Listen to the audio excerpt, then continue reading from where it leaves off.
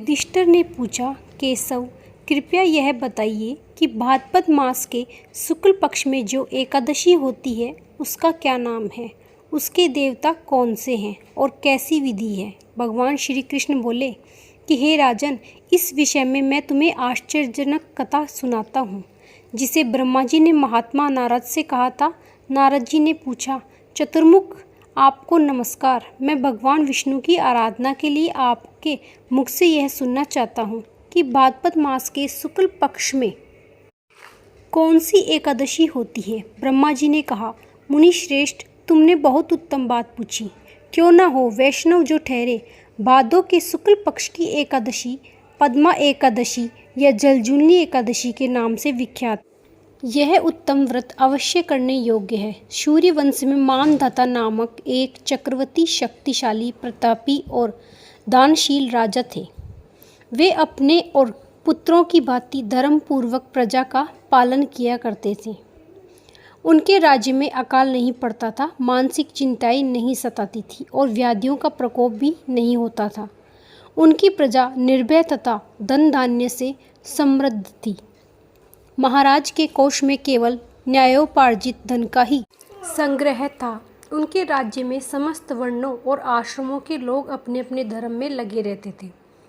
मानधाता के राज्य की भूमि कामधेनु के समान फल देने वाली थी। उनके राज्यकाल में प्रजा को बहुत सुख प्राप्त होता था। एक समय किसी कर्म का फल भोग प्राप्त होने पर राजा के राज्य में 3 वर्षों तक वर्षा नहीं हुई। इससे उनकी प्रजा भूख से पीड़ित हो गई और नष्ट होने लगी। तब संपूर्ण प्रजा ने महाराज के पास आकर इस प्रकार कहा। प्रजा बोली, नरश्रेष्ठ, आपको प्रजा की बात सुननी चाहिए। पुराणों में मनीषी पुरुषों को जल को नार कहा है। वह नार ही भगवान का अयन निवास स्थान है, इसलिए वे नारायण कहलाते हैं। नारायण स्वरूप भगवान विष्णु सर्वत्र व्यापक रूप में विराजमान हैं।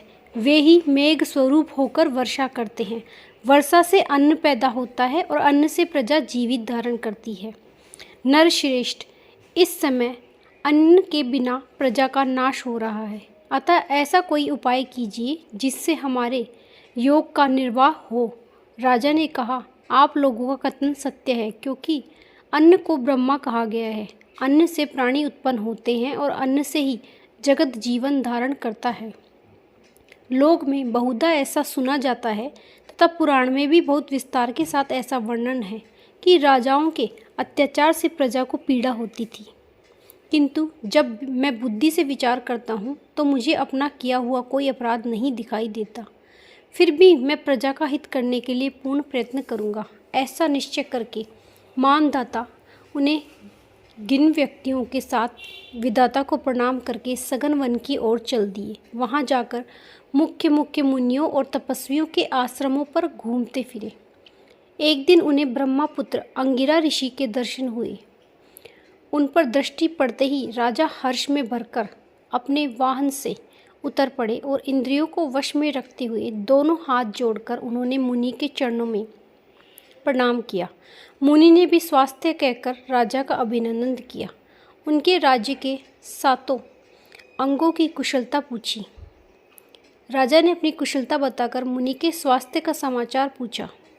मुनि ने राजा को आसन और आशीर्वाद दिया। उन्हें ग्रहण करके जब वे मुनि के समीप बैठे तो मुनि ने कहा, राजा के आगमन का कारण पूछा। राजा ने कहा, भगवान, मैं धर्मानुकूल प्रजा प्रणाली से पृथ्वी का पालन कर रहा हूँ, फिर भी मेरे राज्य में वर्षा का अभाव हो गया।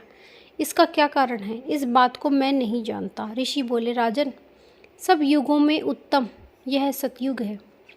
इसमें सब लोग परमात्मा के चिंतन में लगे रहते हैं तथा इस समय धर्म अपने चारों चरणों से युक्त होता है। इस युग में केवल ब्राह्मण ही तपस्वी होते हैं, दूसरे लोग नहीं। किंतु महाराज, तुम्हारे राज्य में एक शुद्ध तपस्या करता है, इसी कारण मेघ पानी नहीं बरसाते। तुम इसके प्रतिकार का यत्न करो जिससे यह अनावृष्टि का दोष शांत हो जाए। राजा ने कहा, मुनिवर, एक तो वह तपस्या में लगा है और दूसरे वह निरपराध है, अतः मैं उसका अनिष्ट नहीं करूँगा।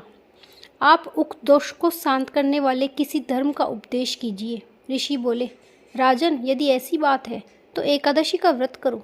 भाद्रपद मास के शुक्ल पक्ष में जो पद्मा एकादशी जलजूलनी के नाम से विख्यात है, उसके व्रत के प्रभाव से निश्चय ही उत्तम वृष्टि होगी। नरेश, तुम अपनी प्रजा और परिजनों के साथ इसका व्रत करो। ऋषि के यह वचन सुनकर राजा अपने घर लौट आए। उन्होंने चारों वर्णों के समस्त प्रजा के साथ भादों के शुक्ल पक्ष की जलजूलनी एकादशी का व्रत किया। इस प्रकार व्रत करने पर मेघ पानी बरसाने लगे, पृथ्वी जल से आप्लावित हो गई और हरी भरी खेत हो गए, सुशोभित होने लगे। इस व्रत के प्रभाव से सब लोग सुखी हो गए। भगवान श्री कृष्ण कहते हैं, राजन, इस कारण इस उत्तम व्रत का अनुष्ठान अवश्य करना चाहिए। पद्मा एकादशी के दिन जल से भरे हुए घड़े को वस्त्र से ढककर दही और चावल के साथ ब्राह्मण को दान देना चाहिए। साथ ही छाता और जूता भी देना चाहिए। दान करते समय निम्नांकित मंत्र का उच्चारण भी करना चाहिए। ओम नमो नमस्ते गोविंद बुद्धम श्रवणम संज्ञक अघोघ संक्षय कृत्वा सर्व शोक प्रदोभवा भक्ति मुक्ति प्रदश्च चैलोक नाम सुखदा दायका। बुद्ध और श्रवण नक्षत्र के योग से युक्त द्वादशी के दिन बुद्ध श्रवण नाम धारण करने वाले भगवान गोविंद आपको नमस्कार है। मेरे पाप राशि नाश करके आप मुझे इस प्रकार के सुख प्रदान करें। आप पुण्य आत्मा जनों को भोग और मोक्ष प्रदान करने वाले हैं। आपकी ही कृपा से आप मुझे इस व्रत को करने की शक्ति प्रदान करें।